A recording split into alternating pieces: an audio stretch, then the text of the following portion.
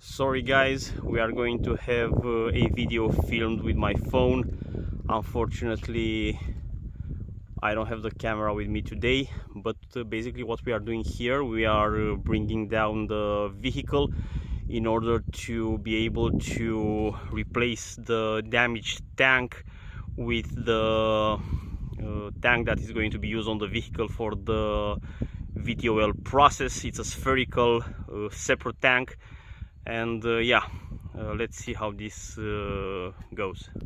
Okay, so what we are trying to do here is to remove the tank from the vehicle, inspect the tank and see what caused that problem during the preparations of the test, and then most probably we are going to replace this tank with the one that is going to be used on the LS-25R vehicle for the vertical takeoff and landing sequence.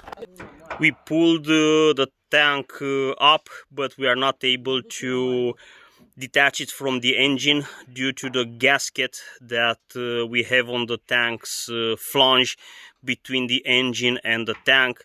And right now we are trying to do some tricks to be able to basically unglue the tank from the engine. We are performing now a fit check between the new tank and the engine and see how it goes.